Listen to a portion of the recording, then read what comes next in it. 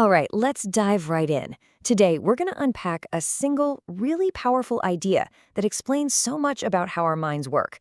Our habits, those gut reactions, and that invisible autopilot that so often seems to be running our lives. Have you ever had that experience where you're driving home and suddenly you're in your driveway, but you can't really remember the journey? Or maybe you've snapped a reply in a conversation before you even consciously thought about what you were saying. That feeling of being run by some invisible script, well, that's exactly what we're talking about today. And believe it or not, there's a precise word for this whole phenomenon, and it comes to us from the ancient Pali language. That word is saṅkhāra. Now, I know it might sound a little complex, but its meaning is actually super intuitive and incredibly relevant to our lives right now. So, what does this word actually mean? Let's break it down to its roots, and you'll see how simple it is. Okay, so the word itself is basically a combination of two parts. First up, you've got sam, which just means together or in combination. Then you have kara, which is a root word that means to make or to fashion or to fabricate. So you put those two together, and saṅkhāra literally means a co-formation or a fabrication. Basically, it's anything that is assembled from different parts. And this right here is the crucial insight. A saṅkhāra is never something pure or original. It's always something that has been constructed. So how can we translate this ancient idea for our world today? Let's try to reframe it in terms that we all use every single day. Just think of saṅkhāra as your life's personal macros and algorithms. It's all that automatic processing that happens in the background, constantly taking in raw data from the world and just layering on your past experiences, your habits, and your conditioning, all before you even really perceive what's happening. It's not the pure data, it's the processed version you get.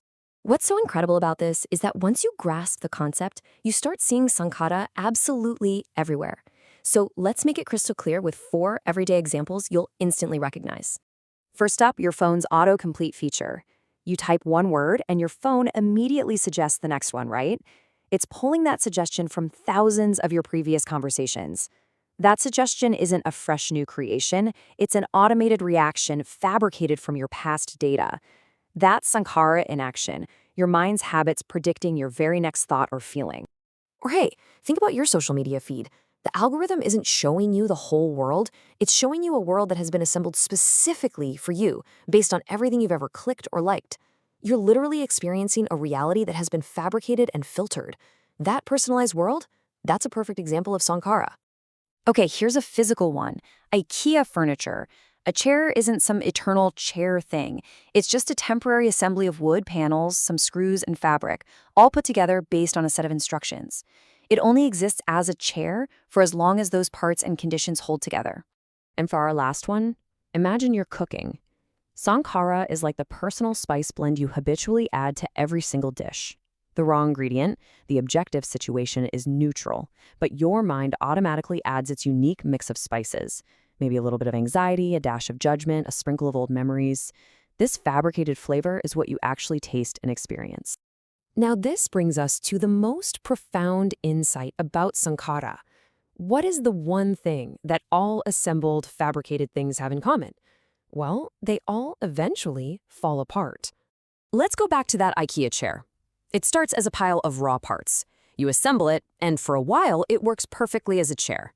But over time, with use, the screws loosen up, the wood starts to creak, and eventually, it breaks down, going right back to being a collection of parts. Now, this isn't a failure. It's just the fundamental nature of things that are put together. And this illustrates a massive truth. Our thoughts, our moods, our feelings, even our physical bodies are exactly like that chair. They are not solid, permanent things. They're just temporary assemblies of all these different causes and conditions coming together for a little while. So why does any of this matter? I mean, understanding that everything is just assembled and temporary isn't meant to be depressing. Actually, it's the absolute key to a profound sense of freedom. The Buddha summarized this entire insight in one very famous Pali phrase. It's really a cornerstone of his teaching. It goes like this: Sabbe saṅkhāra anicca. And what does that mean? It means all fabricated things are impermanent. It's that simple. Because our thoughts and feelings are saṅkhāra, they're fabricated things. They are naturally unstable and temporary. They pop up, they hang around for a bit, and then they fade away. That is just their nature. So here's the ultimate point. That wave of anger, that pit of anxiety, that burst of joy you feel, it is not your fixed, solid self. It's just a temporary program, a saṅkhāra, running based on old conditioning.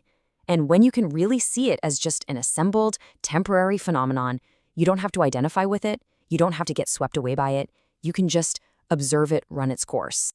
And that leaves us with one final, pretty powerful question to think about. If all these automatic reactions, these feelings, and these thoughts are just a program that has been assembled over time, who or what is writing the code?